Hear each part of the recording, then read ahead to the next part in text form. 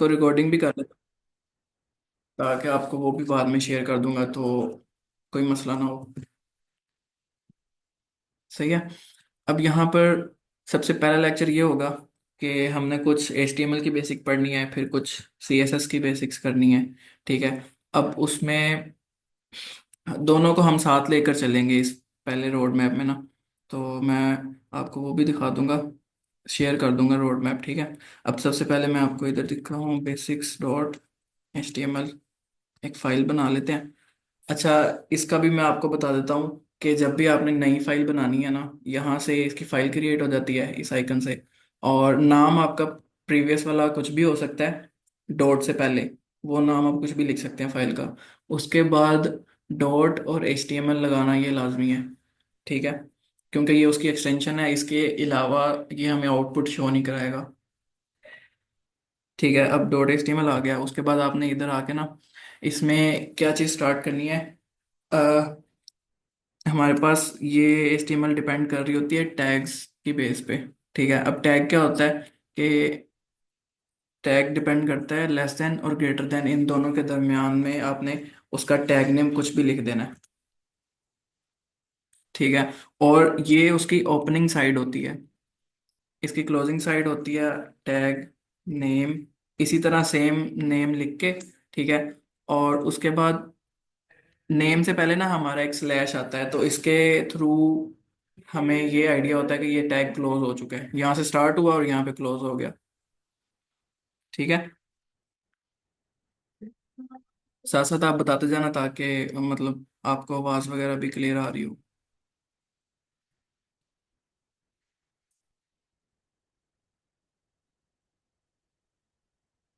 आवाज़ आ रही है ना सारे स्टूडेंट्स को? जी सर, आ रही है। चलो ठीक है। अब ये स्टार्टिंग ओपनिंग और क्लोजिंग टैग के बारे में मैंने आपको बता दिया। अब हमारा सारा काम इन टैग्स की बेस पर ही होगा। HTML ने बिल्ट इन टैग्स बनाए हुए हैं बहुत सारे, तो हमने वो भी आहिस्ता आहिस्ता कवर करने हैं। ठीक है। और टैग्स के बाद हम CSS की प्रॉपर्टीज भी साथ साथ कवर कर रहे होंगे कुछ। तो अब स्टार्टिंग कहाँ से लेते हैं हम? सबसे पहला टैग आपने बनाना है HTML का। ठीक है। उसके अंदर आ जाती हैं हमारे पास दो पार्ट्स आते हैं इस पूरे पेज के। ठीक है। अगर मैं आपको क्रोम पे भी लेकर चलूँ ना, वहाँ पे भी क्या होता है, अगर आपकी कोई भी वेबसाइट है ना, उसका उसके भी दो पार्ट्स आते हैं। जैसे कि मैं ये वाली ओपन कर लेता हूँ। अब ऊपर एक ये है जिसमें उसका लोगो और नेम आ रहा होता है, वो उसका हेड होता है। और एक नीचे कंटेंट आता है जहाँ जिसको हम बॉडी बोलते हैं। ठीक है। तो सेम इसी तरह से ये जैसे जो भी हमें टेक्स्ट वगैरह कुछ भी नज़र आ रहा है, ये उसकी बॉडी वाला पार्ट है। तो इधर भी हम सेम एज इट इज वही दो बनाते हैं, एक हेड और एक बॉडी। दो टैग्स बना दिए। ठीक है। अब ये विजुअल स्टूडियो हमने इसलिए किया ताकि वो ना, हम किसी भी टैग का नेम लिखते हैं वो उसका ओपनिंग और क्लोजिंग दोनों खुद बना देता है। ठीक है। अगर ना मतलब बन रहा हो तो हम लेस देन लगा के उसका नाम लिख के किसी भी टैग का, और ग्रेटर देन लगा देंगे तो वो खुद क्रिएट कर देगा। ठीक है। अब ये सीक्वेंस हमारा इसी तरह रहना चाहिए हर फाइल में जब भी आपने नई फाइल बनानी है। HTML तो है, उसके अंदर हेड का एक पार्ट आ गया, एक बॉडी का पार्ट आ गया। ठीक है। अब हेड में इस फाइल को पहले हम अपने क्रोम पे ओपन करते हैं। ये वाली फाइल हमारी उधर कैसे जाएगी? उसके लिए आपने यहाँ राइट क्लिक करना है। ठीक है। फाइल के ऊपर टॉप नेम पे, तो ये एक हमारे पास आता है कॉपी पाथ। ठीक है। यहाँ से आपने उसको पाथ को कॉपी कर लेना है और इधर उसका URL पेस्ट कर देना है। ठीक है। अब ये वाली हमारी वही वाली फाइल ओपन हो गई है जो basic.html के नाम से हमने बनाई थी, ऊपर नजर भी आ रहे हैं। ठीक है। अब इसके अंदर क्या होगा कि मैंने आपको बताया था दो चीज़ें होती हैं, एक लोगो और एक नेम। लोगो भी मैं आपको कन्वर्ट करना बताऊंगा कि कैसे हम चेंज करते हैं, लेकिन वो बाद में। अभी मैं आपको नेम, और इसको हम टाइटल कहते हैं। ठीक है। तो वो कैसे कन्वर्ट करते हैं? यहाँ पे आपने हेड के अंदर ही ना टाइटल का टैग देना है, आपने बाहर नहीं जाना। क्योंकि ये चीज़ हेड का पार्ट है, तो इसीलिए हम हेड वाले टैग के अंदर करेंगे। अब टाइटल में आपने उसको जो भी अपनी अपनी वेबसाइट का टाइटल देना है, तो वो आपने इधर बता देना है। ठीक है। हम इधर लिख देते हैं फर्स्ट पेज, कुछ भी लिख देते हैं। ठीक है। तो ये ऊपर हमारे पास यहाँ पे टाइटल में चेंज हो जाता है। ये चीज़ होगी, लोगों में आपको बाद में बता दूंगा। इसके बाद हम जाते हैं बॉडी के टैग में, ठीक है। अब यहाँ बहुत सारे टैग हैं, और उनकी लिस्ट में अभी डायरेक्टली अगर बताने जाऊँ तो वो बहुत हमें लंबी लिस्ट बन जाएगी, ठीक है। हम उनको आहिस्ता आहिस्ता कवर कर रहे होंगे बाद में। अब सबसे बेसिक टैग्स जो होते हैं ना, वो पहले मैं आपको बता देता हूँ, फिर हम हमारे मेन जो है ना टास्क की तरफ जाते हैं कि हमने आज करना क्या है, ठीक है। अब इसमें कुछ आते हैं हमारे पास, जैसे कि किसी भी वेबसाइट में जाएं तो हमारे पास पैराग्राफ्स आ रहे होते हैं, हेडिंग्स आ रही होती हैं। तो उनको लगाने के लिए ना, पैराग्राफ के लिए ये पी का टैग यूज किया जाता है HTML में, उन्होंने बिल्ट इन क्रिएट किया हुआ है, ठीक है। This is paragraph. तो आप इस तरह से कुछ भी लिख दो, तो वो आपको अपनी वेबसाइट में यहाँ पे नजर आएगा, ठीक है। अब फिलहाल तब तक नजर नहीं आएगा जब तक आप अपनी इस फाइल को सेव नहीं करते। Ctrl+S प्रेस करना है आपने, तो आपकी ये फाइल सेव हो जाएगी। उसके बाद यहाँ पे आके आपने रीलोड करना है, तो वो आपको उधर आउटपुट नजर आ जाएगी, ठीक है। अब ये डिफॉल्ट साइज आ रहा है पैराग्राफ का। हम इसको इंक्रीज भी कर सकते हैं, कम ज़्यादा भी कर सकते हैं, कलर भी चेंज कर सकते हैं, लेकिन वो सारा होता है CSS से। नेक्स्ट स्टेप हमारा CSS है, उसकी तरफ भी जाते हैं। तो पैराग्राफ के लिए ये होता है। फिर H1 हेडिंग्स के लिए हमारे पास H का टैग यूज होता है, ठीक है। अब आगे उन्होंने उसके 6 वेरिएंट्स बनाए हुए हैं कि H1 फर्स्ट हेडिंग है, ठीक है। उसके अंदर मैं जस्ट हेडिंग एक यहाँ पे लिख देता हूँ, ठीक है। उसके बाद आता है H2, जिसमें हेडिंग 2 लिख देते हैं हम, हेडिंग 1 लिख देते हैं, ठीक है। अब ये ना 6 तक उन्होंने वेरिएंट्स बनाए हैं। इनमें डिफरेंस क्या आता है, सिर्फ साइज का डिफरेंट है, डिफरेंट साइज के, ठीक है। यानी सबसे बड़ी हेडिंग जो है वो H1 वाली आ जाती है, हेडिंग 4। उससे नीचे फिर H2 आती है, फिर H3, फिर H4, और लास्ट में हमारे पास आती है 6 वाली।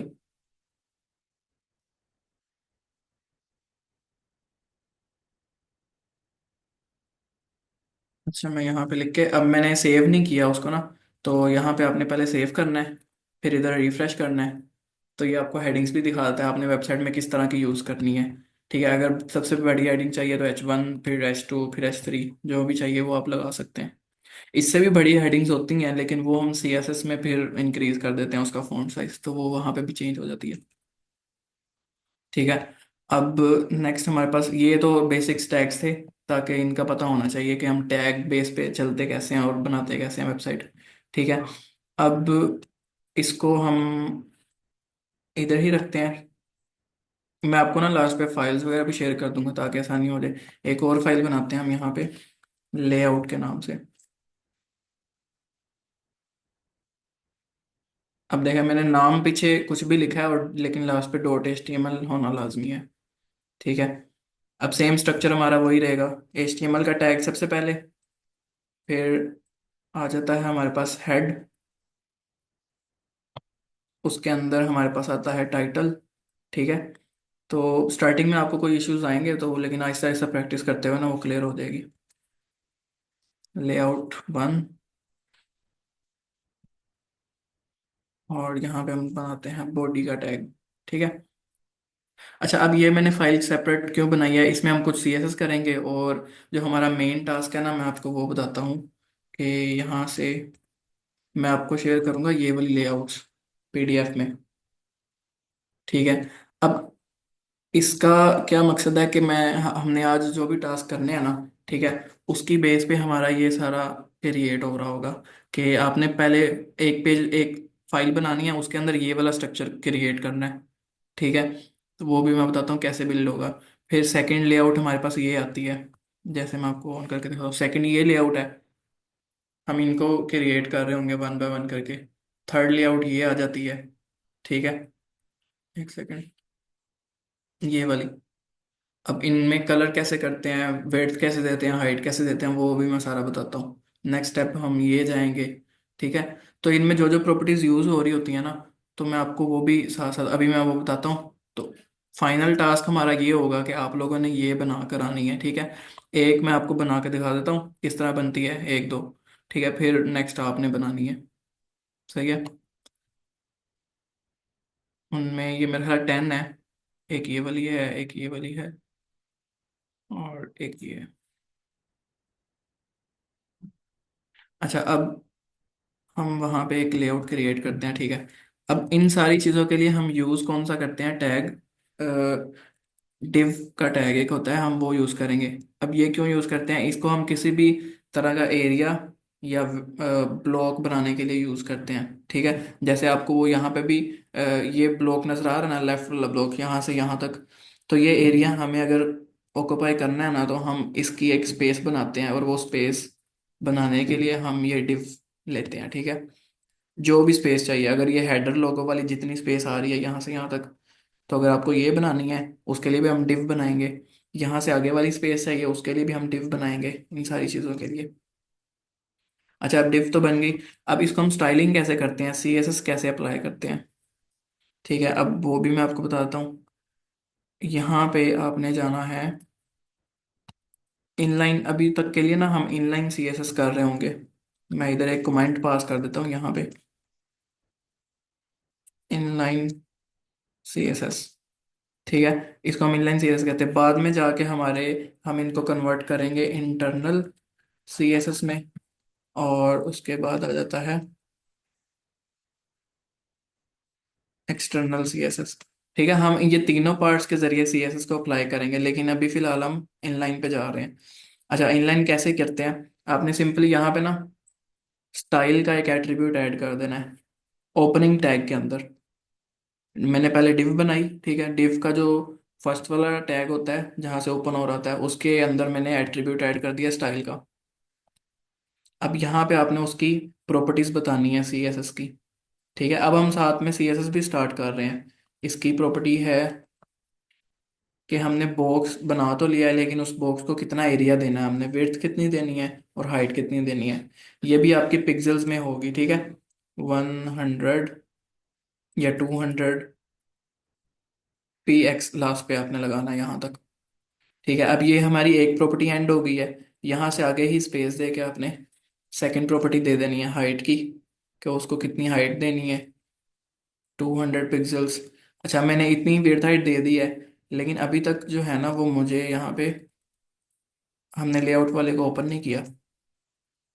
इसको भी आप दोबारा कॉपी पास्ट करो यहाँ से, और न्यू टैब ओपन करके यहाँ पे मैं ये वाला लिंक पेस्ट कर दूंगा, ठीक है। अब उसने क्या किया, विड्थ यहाँ से यहाँ तक ले लिया और हाइट भी ले लिया, ठीक है, लेकिन कलर हमने कोई नहीं दिया, इसलिए हमें नज़र नहीं आ रहा कुछ, ठीक है। अब उसके लिए आपने क्या करना है, थर्ड प्रॉपर्टी इसी तरह ये सेमीकोलन के बाद आपने थर्ड प्रॉपर्टी स्टार्ट करनी है। मतलब जो भी प्रॉपर्टी है वो यहाँ तक एंड हो जाती है। उसके बाद बैकग्राउंड कलर, ठीक है। ये यूज़ होता है कि आपने किसी भी चीज़ को बैकग्राउंड कलर देना है, या फिर जैसे अभी ब्लॉक है तो उसको भी हम कलर देने के लिए ये यूज़ करेंगे।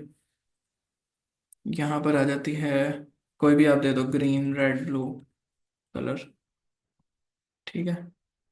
अब रिफ्रेश मैं करता हूँ यहाँ पे, तो मेरे पास एक ब्लॉक नज़र आ गया ये वाला, ठीक है। अब ये 200 विड्थ है और 200 हाइट है।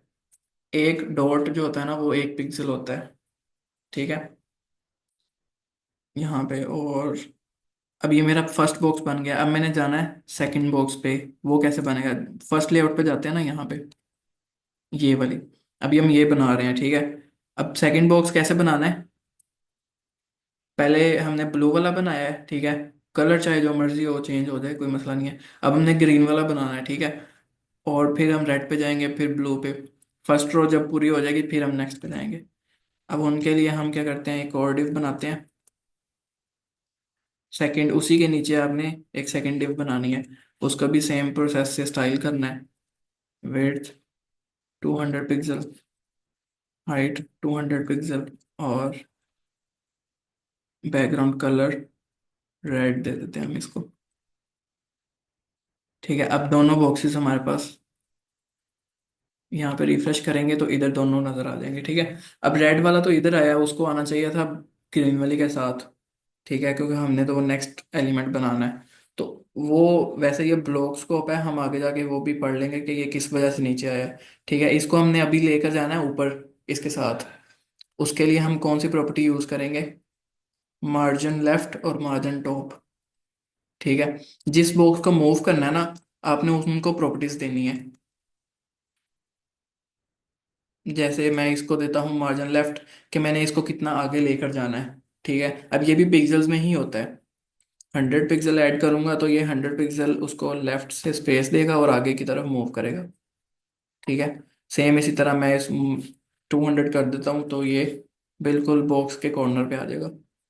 अब ये मूव हो गया लेफ्ट साइड पे। मैं पूरे पूरे पेज पे कहीं पे भी मूव करवा सकता हूँ इसको। ठीक है, वैल्यूज आप चेंज कर दो और जैसे मर्जी मूव करवाओ। फिर एक तो ये मार्जिन लेफ्ट हो गया। सेकंड इसका आ जाता है मार्जिन टॉप। ठीक है, और ये वैल्यूज पॉजिटिव और नेगेटिव दोनों होती हैं।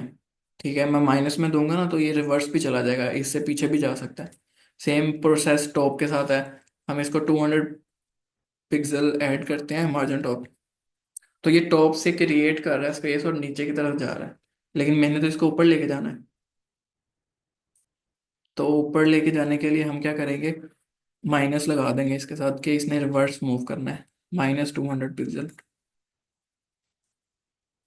ठीक है, तो ये ऊपर आ जाएगा। समझ आ रही है सबको?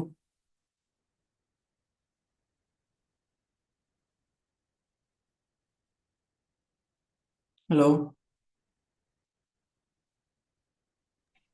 सर आ रही है। ठीक है। अच्छा, ये हमारे पास सेकंड बॉक्स भी बन गया। इसी तरह से हम थर्ड बॉक्स पे जाएंगे, फिर फोर वाला बनाना है। सही है, इस तरह से ये लेआउट्स तो कवर होती जाएंगी।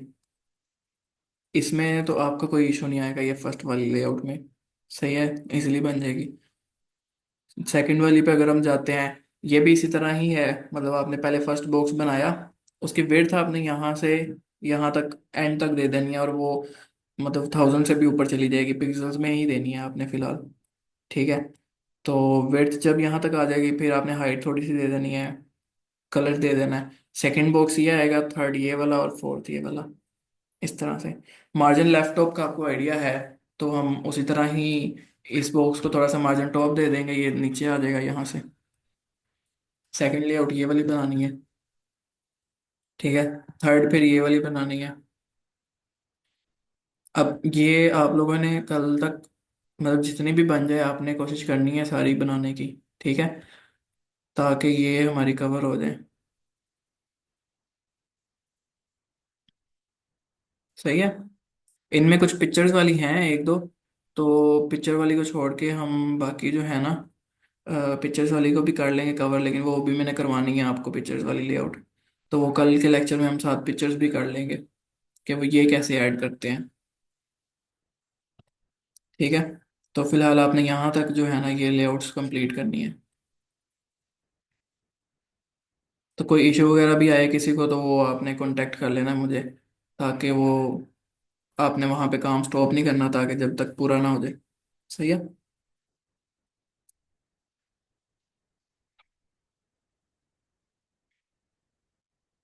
अच्छा, मैं आपको ना मतलब रिकॉर्डिंग्स वगैरह भी शेयर कर देता हूँ। और कोई किसी का क्वेश्चन है इस बारे में,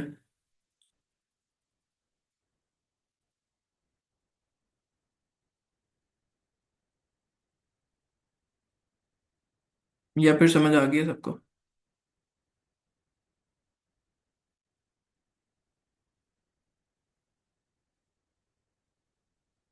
ठीक है, ओके।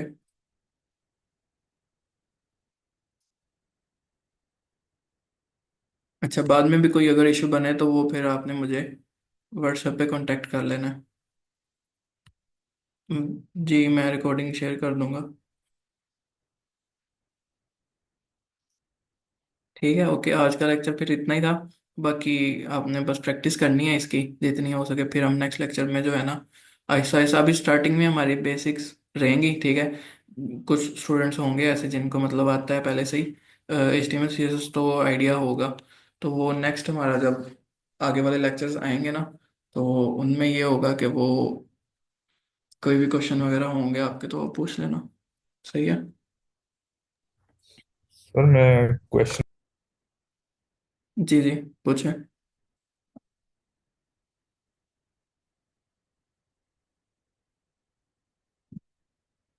जी, आवाज़ आ रही है, पूछें क्वेश्चन।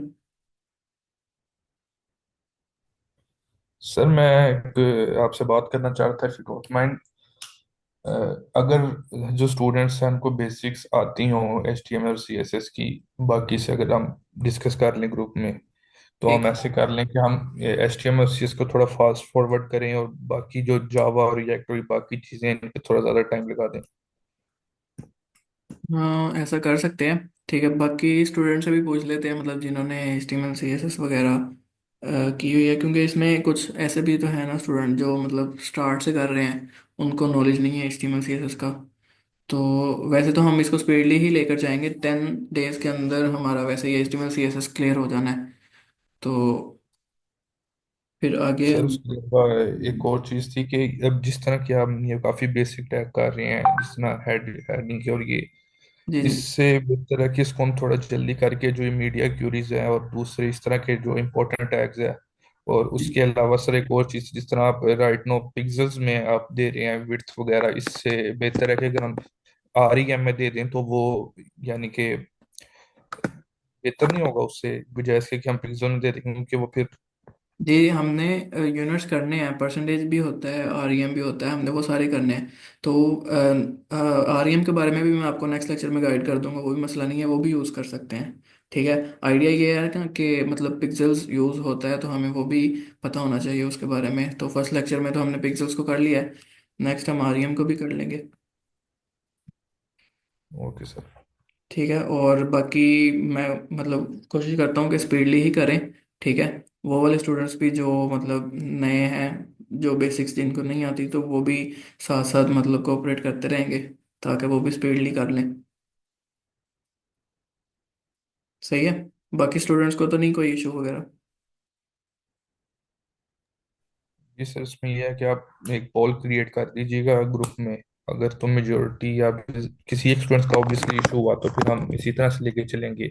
और हम्म। अगर सब स्टूडेंट्स इस चीज़ पे एग्री हो गए कि जो ये बेसिक्स है इसको थोड़ा जल्दी ख़त्म करके हम बाकी चीज़ें पे ज़्यादा टाइम लगा दें, तो फिर वैसे कर ठीक है। लेंगे। Okay, thank you sir.